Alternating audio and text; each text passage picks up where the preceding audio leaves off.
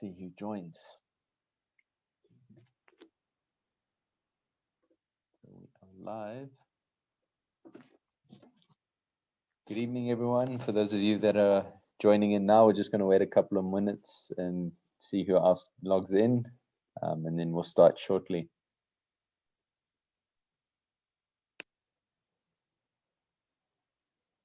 Here we go, getting a few more.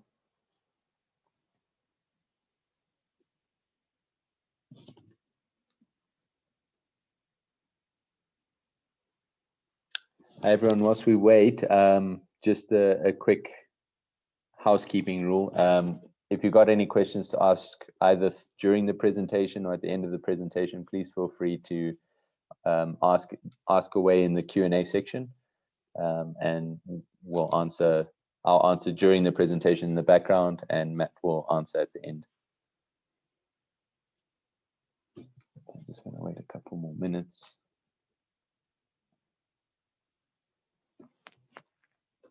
Just put my screen up whilst we wait.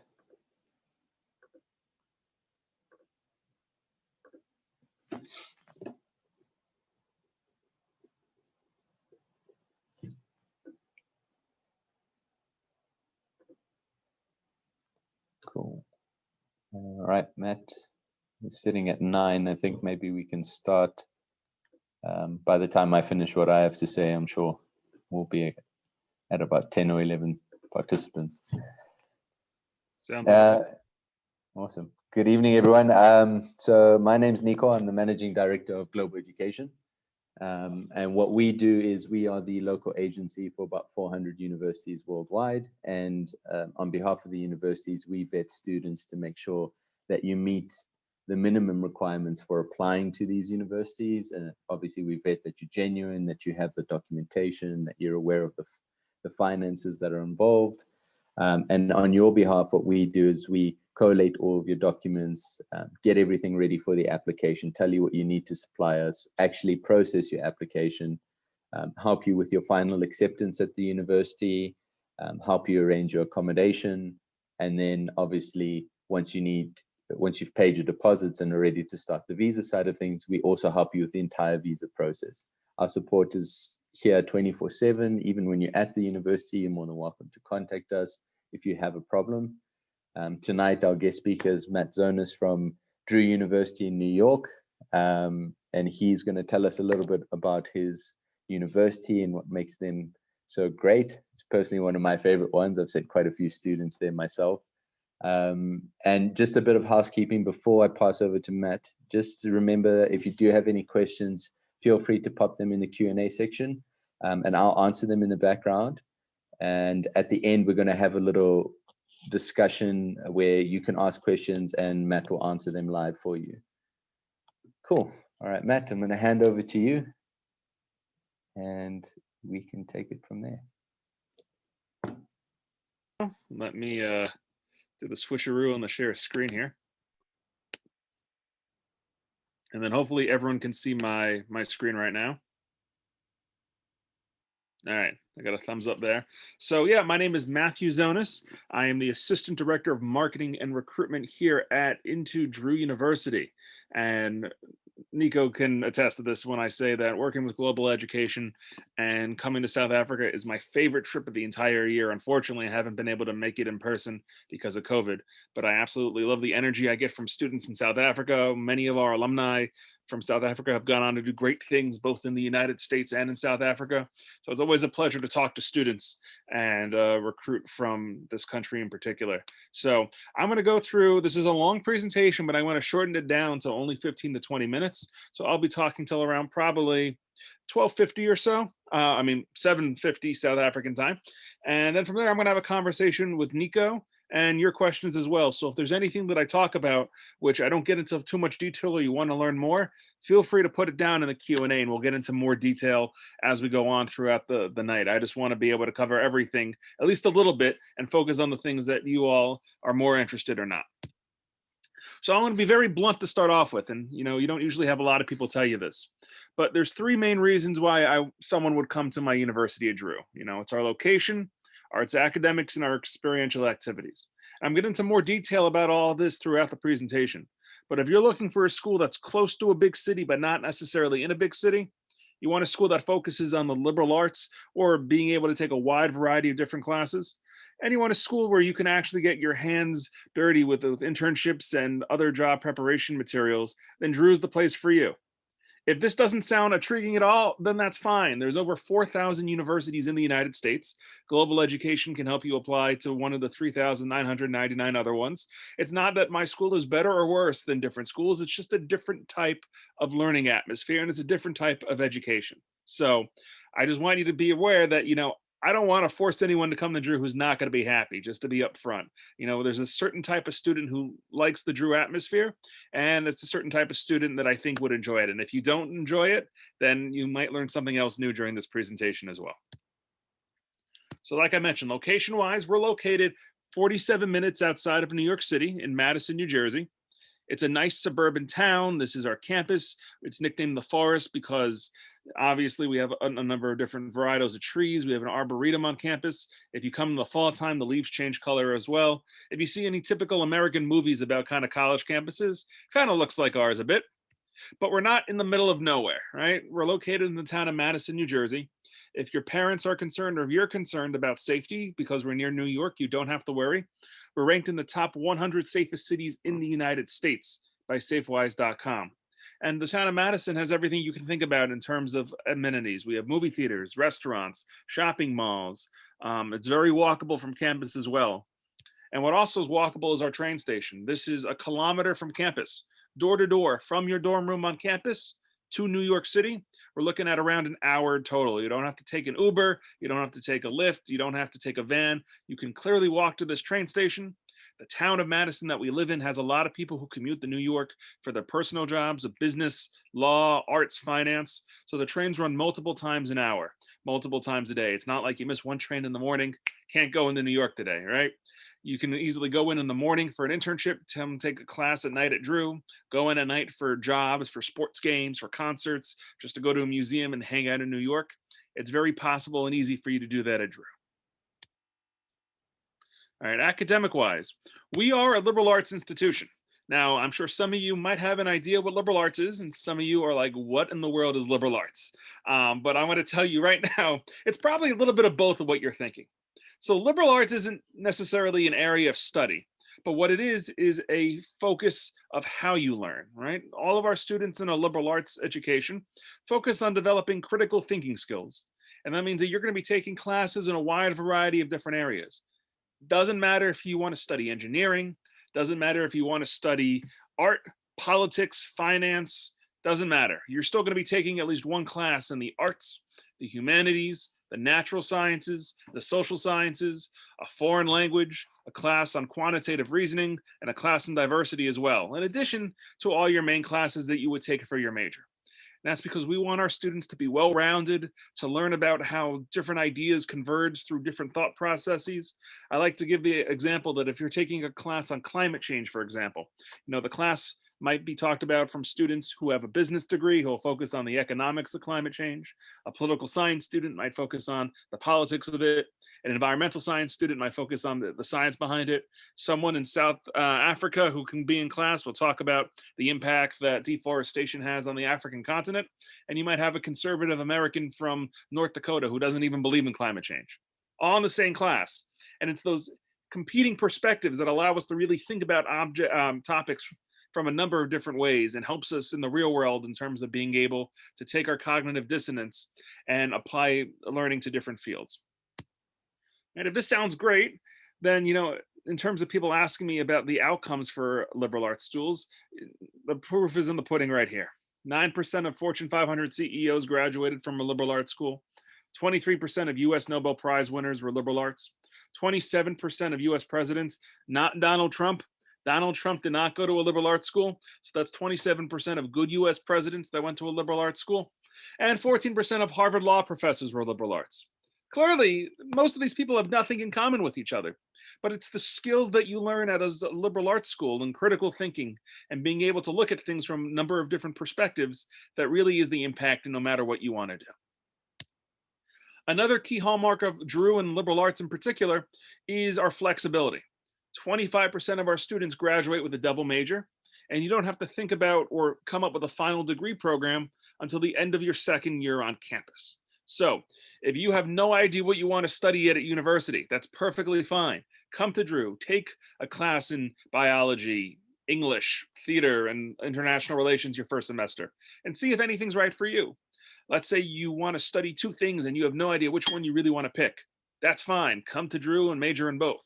Say you want to study political science and theater and art, but your parents are concerned that you won't get a job after you graduate. Trust me, I hear this all the time.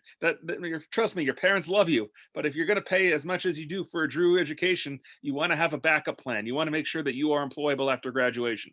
That's fine. Do what one of our students from Malaysia, Annabelle Lau, did. She wanted to major in theater. Her dad said, I'm only going to pay if you also major in business. So she did a business and theater double major. Lo and behold, she's working in the business department of a theater company right now in New York City. So you can easily combine a more practical degree with more of a degree that you have a passion on as well, to make mom and dad feel okay that yes, you won't be going back to mom and dad's couch after you graduate, but it don't matter with a Drew degree, because I'll show you at the end, we have great career and graduate school outcomes for our students. We're also very big on us being small. We have 2,000 undergraduate students. We have a 12-to-1 student to teacher ratio. I can yap on and on about how small they are, and numbers don't really show anything. I really want to show you what I mean by we're a small school. And I'm going to do that by first showing you a big school. This isn't Drew. This is not Drew. If you walked into the middle of this presentation, you're looking, this is not liberal arts, right? This is Harvard. Everyone's heard of Harvard. Big school up in Boston, world famous.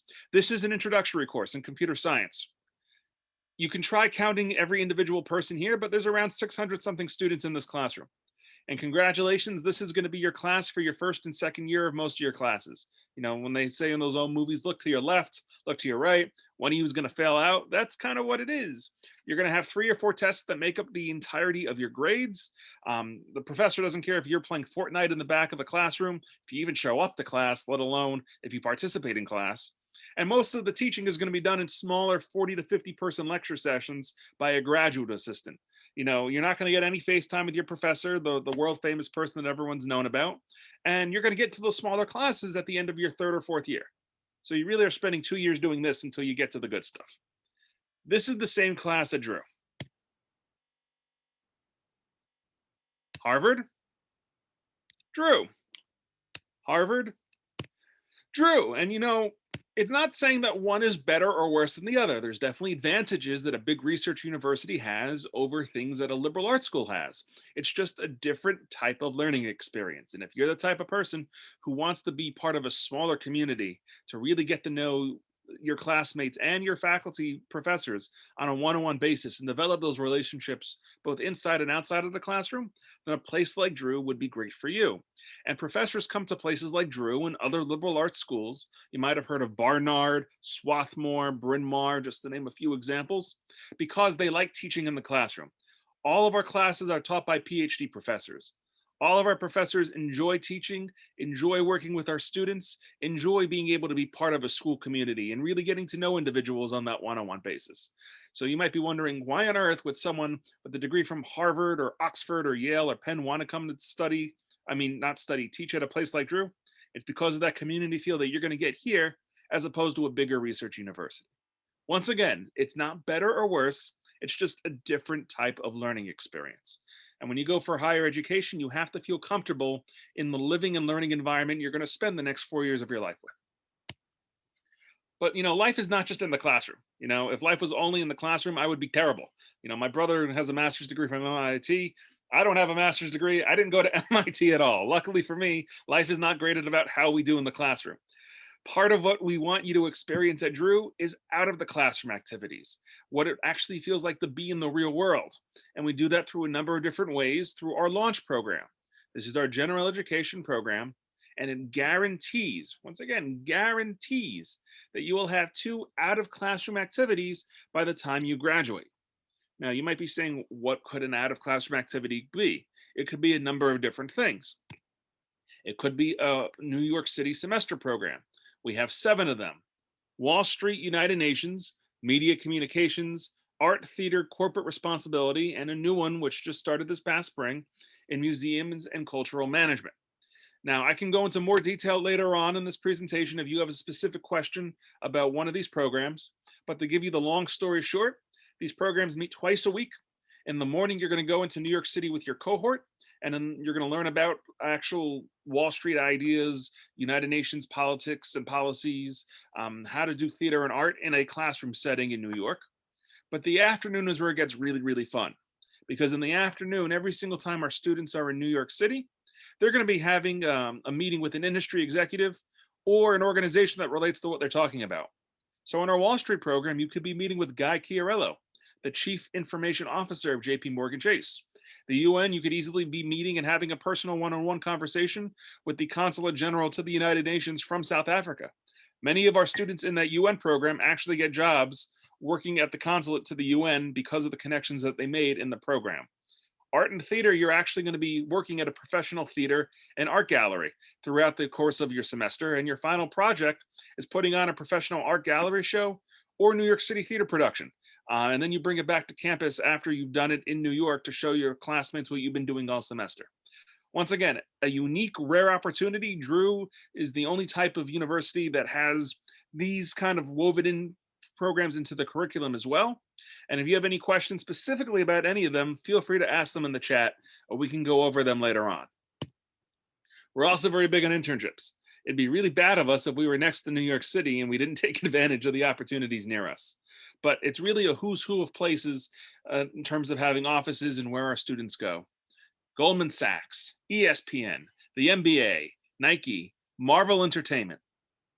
If you can think about a place where you might have a company in the New York City area, you could probably think about a place where a Drew student has done an internship at. We're also very big on the sciences. So if you are looking to go to medical school, because remember, in the United States, medical school is a postgraduate program, or you're looking to go to graduate school in the United States or anywhere in the sciences, having one-on-one research ability is absolutely key. And we're one of the few universities that allows you to do this starting from your first semester. Our RISE program allows students starting their first semester on campus to work with retired scientists who've been working for 20 to 30 years in industry. New Jersey, if you don't know, is the biomedical pharmaceutical capital of the United States. So we have scientists from Pfizer, Merck, Novartis, Base, a lot of Johnson & Johnson, companies that are making the COVID-19 vaccine. They come to campus and we give them free lab space to do whatever they want to do in terms of their research skills. And the only requirement is they hire Drew students as their research associates. We don't have any graduate programs in the sciences at Drew. So all of our students who do this work are undergraduate research students. Starting your first semester, doesn't matter about your age, your gender, what language you speak, if you're a science major, your GPA, whether you think One Direction or BTS is the better boy band of the 2010s or 2020s, or for parents out there, if you liked NSYNC or Backstreet Boys.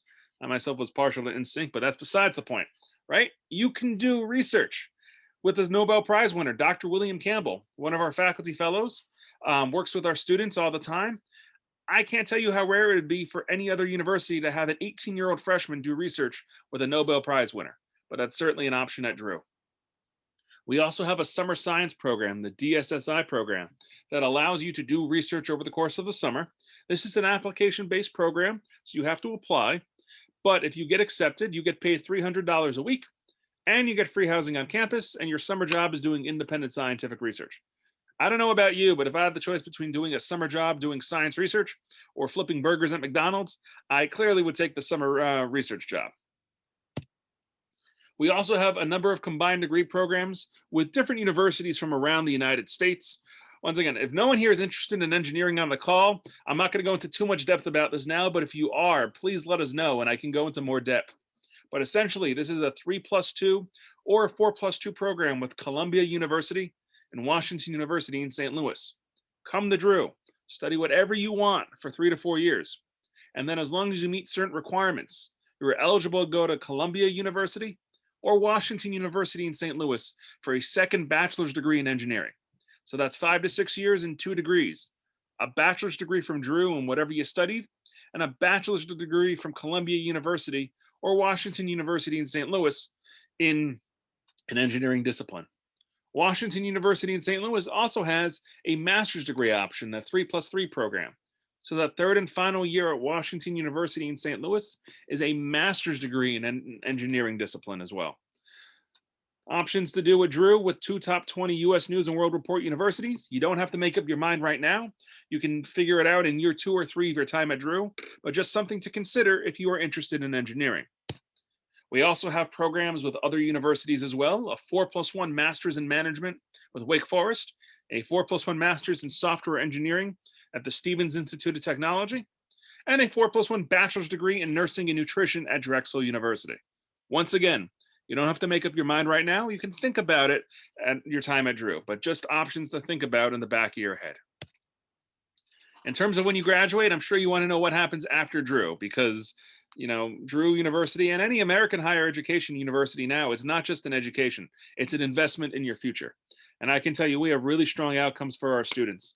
94% of the class of 2019 was employed or in top graduate schools within 6 months of graduation. There was also a study done by the Georgetown University trying to quantify the return on investment that you would get from a different type of university from around the world, be it a 4-year research institution, a liberal arts institution, a vocational school. And they actually found that Drew, over a 40-year period, has over $1 million return on investment in your degree.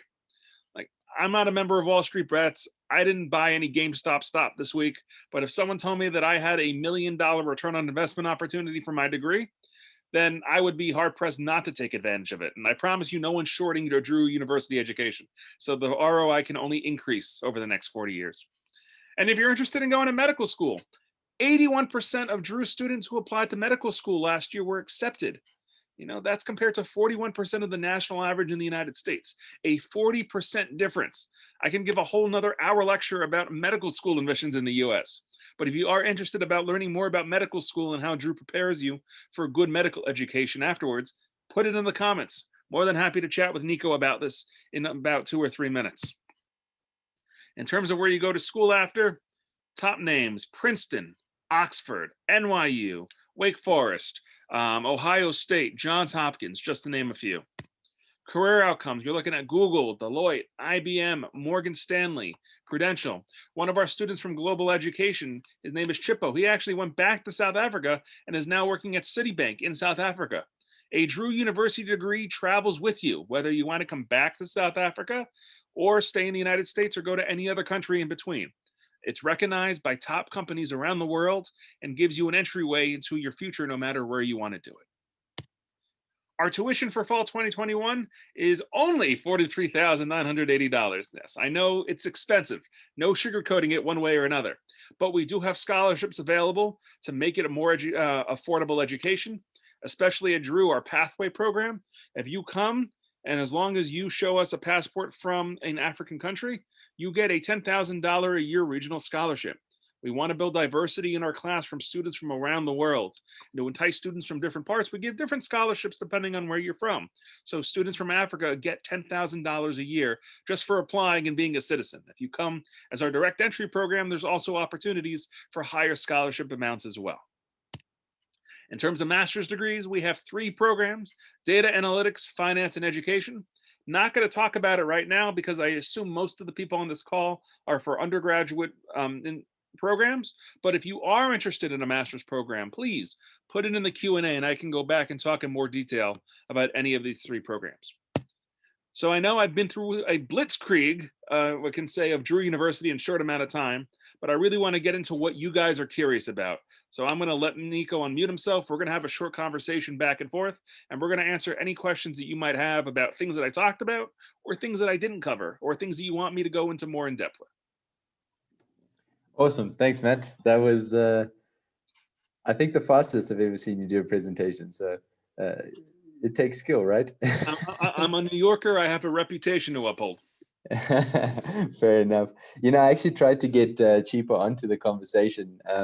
I didn't manage to get a hold of him today, but I did speak to his mom, and she said she'd maybe try and get a hold of him, but it didn't work out. I actually have a question here from a student who asked it a bit earlier. So let's just dive right into it. She said, I want to ask, when I pick one subject like art, do I still have to take others as well? And can you elaborate on it? Sure. So yes. So if you are majoring in art, once again, I said you're still going to have to take other different types of classes, because if you take a Drew University degree, you break it down into 3 chunks, and it's not just A, B, and C. You take all these classes together. So a third of your degree is your major. So you're going to take your art classes, you're going to take your painting classes, your drawing, your sculpture, your photography classes. You're still going to take a bunch of those classes. The second third is the general education component, which is what I talked about before, where you're still going to have to take a foreign language class, a class in the social sciences, the natural sciences, a quantitative reasoning class, a class in diversity, a class in the humanities. Right? These classes can also double count, because if you take a class for painting in your art degree, it's going to double count for your general education program as well. I promise you, we're not trying to torture you when it comes to making you take these classes. All right. Part of the reason we do it is that we want you to have a well-rounded education. And if you're doing the arts, there might be something that you learn about in history class. There might be something you learn about in the natural sciences class that really helps inspire you doing your art projects. I myself went to a university that wasn't entirely liberal arts, but it did have some liberal arts components to it. And one of the best classes I think I ever took in college was a studio art class. Now, I double majored in Jewish studies and international relations. So clearly, there was no art class as part of my main major, and I was dreading taking this art class. But it was a sculpture class, and I thought, all right, I have no artistic ability whatsoever. I'm sure some people who draw will take drawing. Some people who do painting will do painting. Some people who do photography can do photography. And no one's done sculpture before. But I was actually able to incorporate a lot of projects and ideas that I learned about consumption and environmental politics into my studio art class. And I was able to view about these ideas and how to communicate them to a different audience. So trust me, it's one of those classes that you go into possibly dreading if it's outside your major, but then you take it, you're like, that A wasn't that bad, or B, hey, maybe I should pick up a minor in it. And that final third of your classes are those elective classes.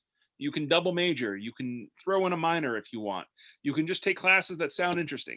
Those are your times to take any classes that you might want to do. And it's not like you do major, then general education, then elective. You take them all in at the same time. So your first semester on campus could be you take a painting class. Your first semester, you take Calculus 1, you take a class on exploratory early American archaeology, and you take a class on theater performance. And that could be your first semester class load. Awesome. Thanks, Matt. The questions seem to be coming in, so we'll just dive straight into them. Uyanda's asking, I want to know how long one has to study medicine in the US. Sure. So if you want to study medicine in the US, the route is going to go that, one, you have to study an undergraduate degree for 4 years at any institution in the United States. You don't have to necessarily be a science major, though you probably will be, because in order to go to medical school in the US, you have to take at least 10 classes, a year of physics, a year of biology, a year of calculus, a year of organic chemistry, and a year of inorganic chemistry. You also have to take the MCATs, which are the SATs for medical school. Then you go to medical school for 4 years. Then you have to be a resident, which is essentially being a shadow assistant as a doctor for 3 years. So finally, at that point, after 4, 4, and 3, you're looking at 11 years. At the ripe old age of 29, 30, you get your first job as a doctor. If you are dead set on going to medical school and you want to be a doctor, don't come to the United States unless you really want to practice in the US. It's a long journey. Nothing is guaranteed. But if you want to come to the US for medical school, you really have your heart set on it.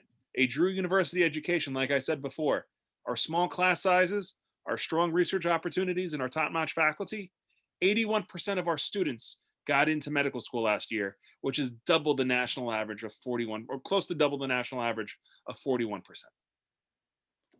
Next question is the IEB results. So obviously, you know, there's the National Senior Certificate and the IEB curriculum, both obviously different accreditation, but the same Umlazi certificate. So the student wants to know, does the IEB results, are they sufficient enough to apply to Drew, or do we have to take SATs? No, we are SAT, ACT optional. You don't have to take the SAT or ACT if you don't want to. Our pathway program, we don't even look at SAT, ACT. So your national standard exams are fine. I don't look at the specific exams and translate the grades. We have a nice little small woman named Dina who works 2 floors above me in the office, whose sole job is to look at students from around the world and take their national home exams and translate it to our system. So she's the one who was the expert on exactly what scores are such. but I'm sure if you talk to the team at Global Ed and on our website, we have specifically for South Africa what scores you need in order to get into our programs. Yeah, if I can just add to that, obviously, you would come to us and say, I'm looking to do this degree at Drew, and we'd be able to tell you, okay, roughly what you need to have at matric in order to apply. So that's something we would do with you in our initial consultation. Next question. We've answered the second part to it, but I'll ask you the first part. Do you have classes about animation? Animation, we do have some classes in animation, but we don't necessarily have a full degree program in animation at the undergraduate level. Awesome. The second part of the question was, and how, what are the required marks to apply? So obviously we can get into that when you are ready to do the application. Whilst we wait for some more questions to come in, Matt, I wanted to ask, I know you've got the Summer Wall Street program and you give, the students a fund to trade.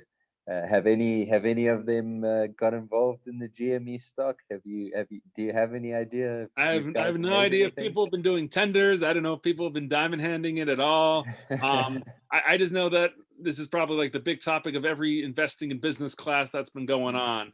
And, if you do our Wall Street semester program in New York, I'm sure you can ask some of the major banks. Like I said, you're going to be visiting people at Morgan Stanley. You're going to be visiting people at JP Morgan Chase. You're going to be visiting people in the Security and Exchange Commission, the Federal Reserve, where I'm sure they'll be talking about it with our students as well. Or the question will be coming up specifically about, are you guys invested in GameStop and what's been going on? I know it's the hot commodity trading option of the day, but that's just one of the conversation topics that you can have with an inside individual. And these programs, our Wall Street program and our other New York City semester programs, they meet twice a week for 14 weeks during the semester. That's 28 opportunities for you to find an internship, get a job, get a mentor to help you after graduation. Plenty of our international students have taken these programs and have secured themselves internships and jobs even before they graduate. We have a student of ours from China. His name was Baker. And in the United States, there's a competitor to Uber called Lyft. And they recently had their initial stock offering. And lo and behold, on the billboards of Times Square, when Lyft was announcing their initial stock offering, was our ex-student Baker, because he was working for NASDAQ, announcing it in Chinese for the Chinese market. His face on a billboard in Times Square. We have a student named Zaline who graduated this past December. And after her summer internship of her junior year Oppenheimer funds, she had a job offer waiting for her. So all she had to do was not fail out of school her final year, and she had a job waiting for her. And she's an international student as well. So especially for international students, the options and the opportunities to get jobs in the United States are high if you do one of our New York City semester programs. Yeah, awesome, man. It's definitely one of my favorite programs. And when we have students interested in finance, I definitely have to bring it up because it does swing students towards taking up an application at Drew, because it's something that they're very interested in. We've got another question here from Rachel that's just popped up. She says, what sports and extramural activities does Drew offer? Sure. Tell me a sport you're interested in, and we have it. I mean, we have varsity level sports. We have club and intramural sports for people who want to get involved but not so serious. We have football, or you guys call it soccer or football? Football. Okay. You got football. We don't have American football. We have lacrosse. We have basketball. We have swimming. At the club level, we also have rugby. I am the unofficial assistant coach of the rugby team as well. How many Americans do you find who play rugby? Ironically, all of our South African students, or at least all the guys we get from South Africa, end up being on the rugby team. So the head coach loves the fact that I travel to South Africa, and every time I go, I bring back more rugby students at the same time. But if anyone is interested, I do play flank and lock, and I am a big Springbok fan. I was tempted to put on my jersey today, but if you come to visit us, I promise you will see me in a Springbok jersey on the rugby pitch as well. But tennis, we also have equestrian, which is riding a horse. So you can ride a horse at Drew. If you have a horse, you can also bring your own horse. How you would bring your own horse from South Africa to New Jersey, beyond me. But if you can do it, we can store your horse for you. And your cultural clubs, maybe you could elaborate a bit on those. Sure. We have clubs ranging the gamut from esports clubs. We have clubs about identity. So we have an African American and African Students Association. We have clubs based upon interests in business and finance, about your major clubs in sociology, anthropology. So there's over 200 clubs at Drew University, and you don't see one of the 200 that you're interested in, you can always create your own as well. So the options are always there. But if you want to look on our website, drew.edu, and search for activities and clubs, there's a whole listing of clubs and activities that are available from our students. Awesome. And Matt, I'm going to touch on something that no one's asked yet, but I know it'll come up, so maybe I can beat them to it. How's Drew coping with students that are currently on campus with everything that's going on with COVID, and with students who are enrolled but haven't made it to campus? What is that like for them? Sure. So for the spring, we've been doing a hybrid format where students are both eligible to come on campus and do on-campus classes and live on campus, and people who can't come to campus are doing it online as well. On campus, we're taking high safety precautions. 50% of both faculty and staff and students are tested every week. So they have big testing lines to make sure everyone's safe. When we came in originally, all international students had a quarantine for 2 weeks upon arrival. We've only had one case of COVID among all students, faculty, and staff since the pandemic began last March. So that's one in almost the entire year. For students who have come from off campus or still studying online, the hybrid option exists. We have our own learning management system of Moodle, which allows you to go take classes and really have an experience. It's not just signing on to Zoom and listening to someone talk and then logging off. There's a lot of activities, recorded lectures, form interaction posts. I think, like everyone in particular, they were caught off guard last year when trying to put together a online program at the last minute. But over the course of the year, we've really buttoned up, gotten our act together, and are doing things that individuals, I think, will still be taking advantage of even after life returns to normal in the fall. Vaccines in New Jersey started to be released around 3 weeks ago. I myself am signed up for a vaccine appointment in 2.5 weeks. So we're all thinking that by fall, life will be back to as normal as we possibly could make it in August, and there'll be no issues about COVID or anything along those lines. Awesome. Thanks, Matt. I have one question here from another student who actually, I got a WhatsApp message from her. And she's on, but she, for some reason, can't type in the Q&A. She's saying here, you mentioned that there's different scholarships for different nationalities. Would you be able to elaborate on those different scholarships? Yeah, so we have scholarships that range from around $6,000 to $10,000 for most of our students. There's some countries in particular that have sometimes bonus promotions of more money if we're having trouble with visas, but all students coming from Africa on the African continent get $10,000 a year for our pathway program. You just show us a passport that you're a citizen, because like I said, we want a diverse class of learners in our classrooms. It doesn't help us if we're running classes and all of our students come from China and India, because everyone's going to have the same exact perspectives, especially coming to America. We love it when we have a student from Ukraine, a student from South Africa, a student from Kenya, a student from Brazil, and a student from Indonesia all together, being able to provide their own perspectives and opportunities on it.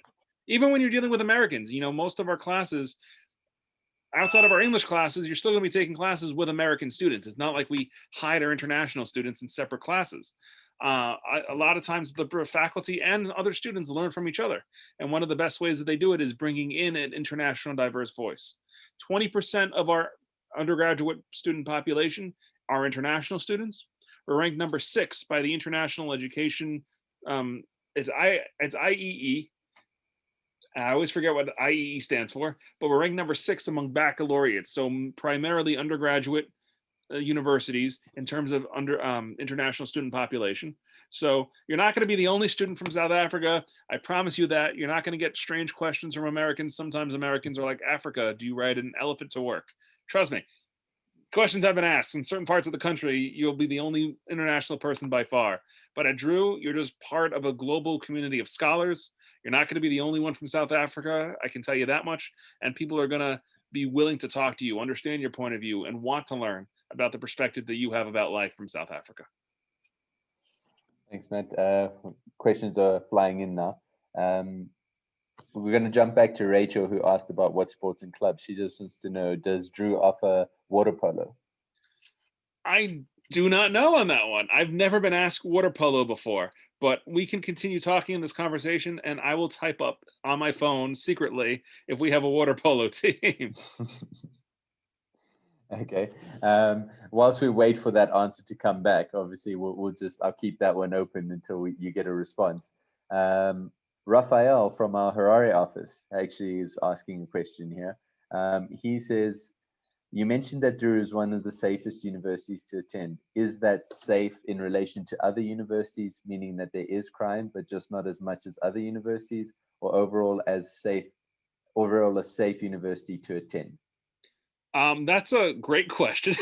I think we have a future lawyer on our hands here. Remember, the U.S. is a huge country. It takes 6 hours to fly from east to west. But the town of Madison itself is ranked in the top 100 safest cities in the United States, not just small towns or anything in the United States. The reason I bring that up is just sometimes people hear New York City and they think, or you hear Miami, Los Angeles, you think crime.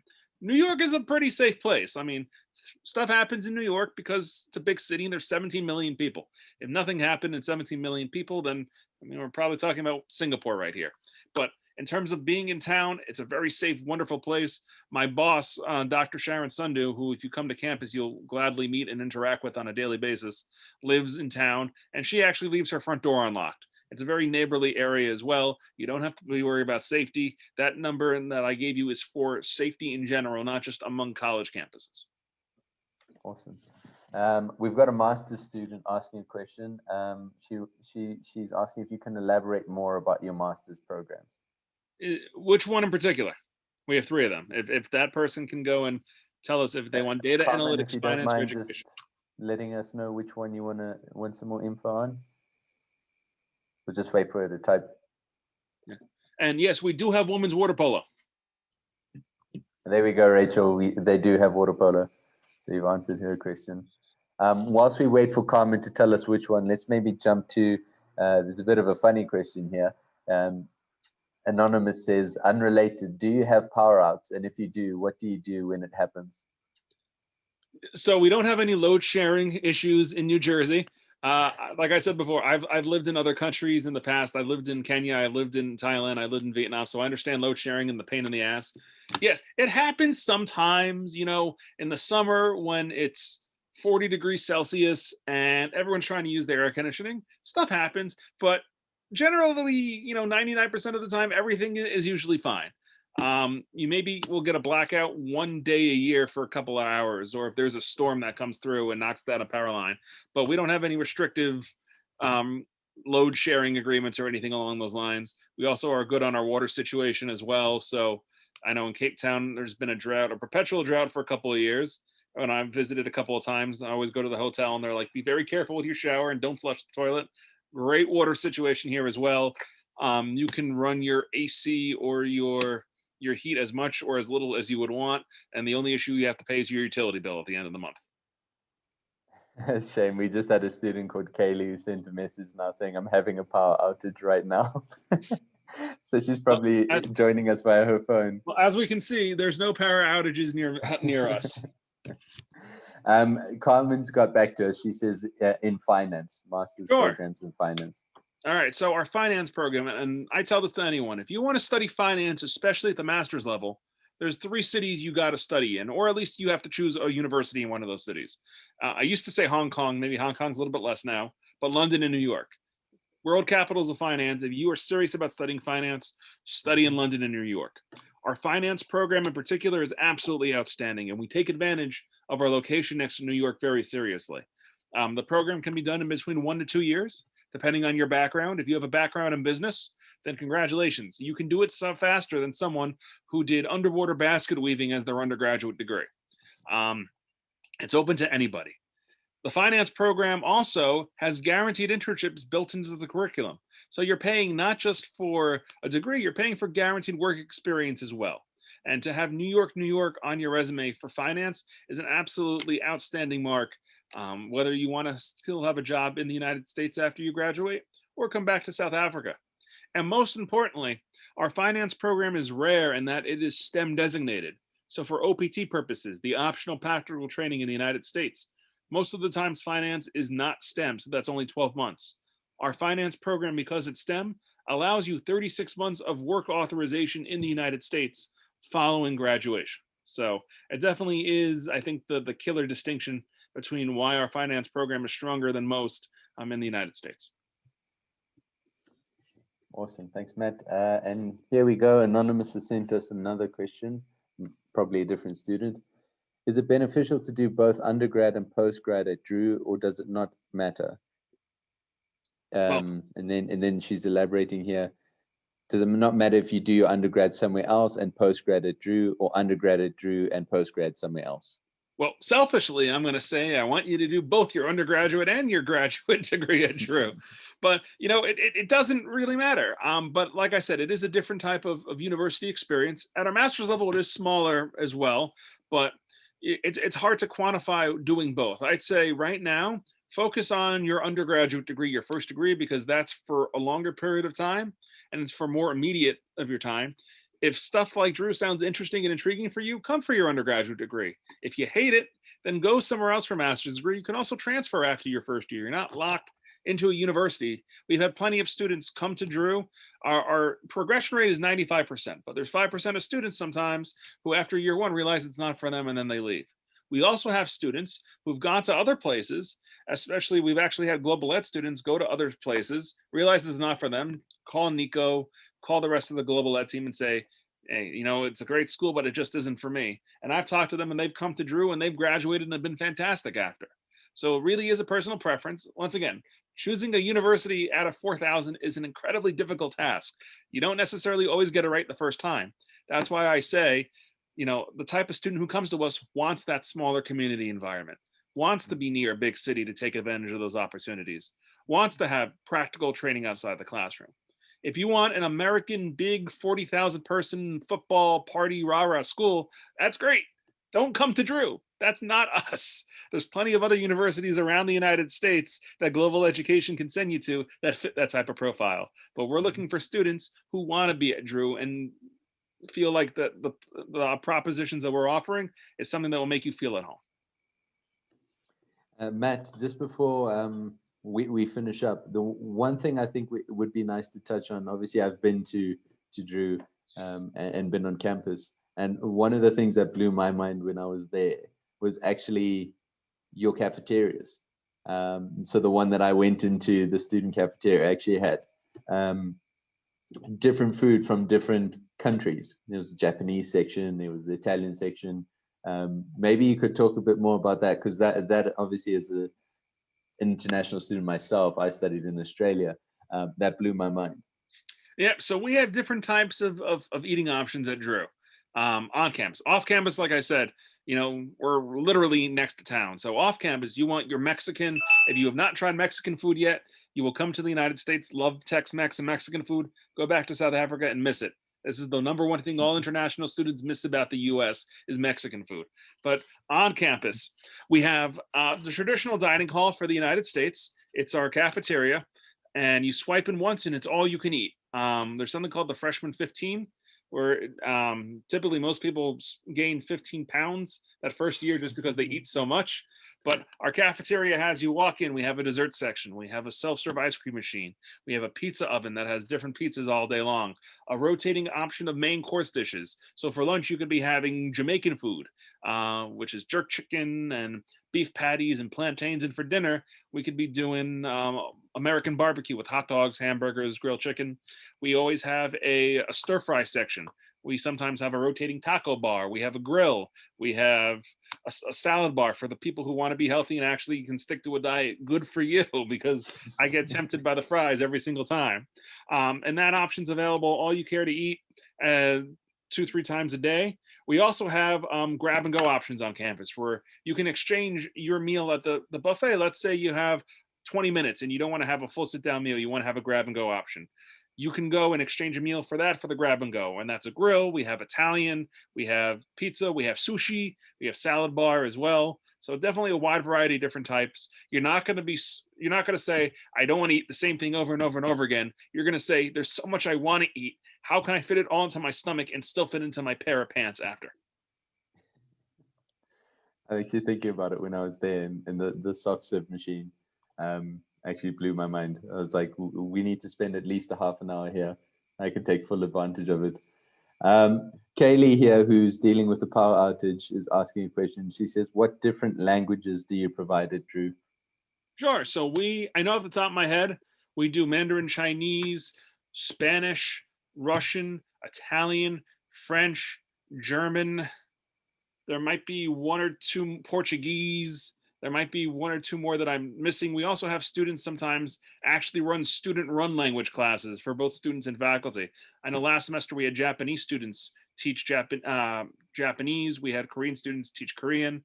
We haven't had anyone teach Afrikaans or Zulu or Hausa yet, and that's my best Hausa that I can do.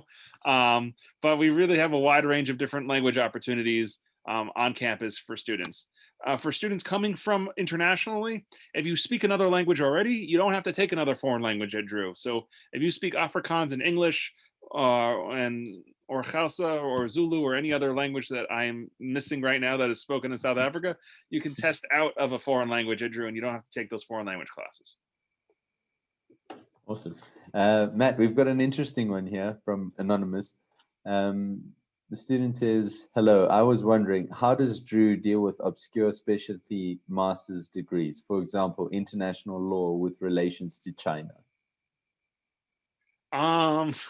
We don't have that program at Drew. So how we deal with that one is we don't offer it. I would suggest talking to Global Ed and see if they can find you a university with that one. But our university is focused. We do have master's degrees at Drew, and they're pretty damn good master's degrees. But like I said, liberal arts schools in particular, the focus is on the undergraduate experience primarily. So you might be looking at a bigger research institution. One of the benefits of those bigger research institutions is that they have 1,000,001 majors under the sun. I know one of our partners, Oregon State University, has a major in sports science, field turf, wine studies as well. We don't have those obscure majors at Drew, but that's one of the benefits of going to those bigger research universities. So I'd say talk to Nico and the team, and hopefully they can find you a master's degree of international law with a focus dealing with China. Yes, Anonymous, that's something that our counselors will have to sort out for you. So please just contact us and we'll put a list together of universities that offer it. Matt, I think that's it. We've done pretty well. I just want to say thanks again for coming on and being part of it. I know it's not the global expo that you're used to and getting to travel around and enjoy South Africa as usual, but I think we had some really good questions and a decent turnout, and hopefully some students sign up. But yeah, thanks for attending, and hopefully we see you in person in the next one. Trust me, I want to come back, and if you guys are interested in Drew, feel free to talk to Nico and the team. And Nico knows firsthand, if you have any questions for me, once you start talking to them, I will email you, I will call you, I will Zoom you, I will WhatsApp you, I will WeChat you, I will send carrier pigeons on a broomstick like Harry Potter. If there is a means for you to get contacted and you want to talk, I will find a way to talk to you. Awesome. Thanks, Matt. What I'll do is, because we were just going back and forth, I actually forgot to put up our contact page. So in the chat, I'm just going to send you okay, let me put it up, and everyone can just take that down in case they want to. So everyone, here's our contact details. If you're ready to apply, or you want some more information, or you want to chat to a consultant and get that information about different programs, just take that email down or our contact number, and we'll get back to you and we can start the process. If Matt has piqued your interest and you want to get a Drew application going, we can get that done ASAP, and you'll have an offer within, I usually like to say 10 to 15 days, because that's how quick the turnaround time is. So yeah, we can do it that quickly. Matt, thanks again so much for joining us. I really appreciate it. Thank you everyone for attending. Don't forget, there's obviously a few other webinars happening for the rest of the month. Actually, we're going all the way until the end of March. There was such demand for students to be able to attend, and the evening sessions were the only sessions that worked for everyone here, obviously in South Africa. So we've moved all of the webinars to the evening. So just keep your eyes on the website and sign up there if you want to attend anything else. Matt, thanks again so much for joining us. I really appreciate it. And hopefully I see you soon. Yeah, see you guys soon. And 10 more webinars for Global Ed. What else are you going to do? Watch Bridgerton all night long? So much more informative. Awesome. Thanks, Matt. All the best. Thank you, everyone. Good Bye. night. Bye.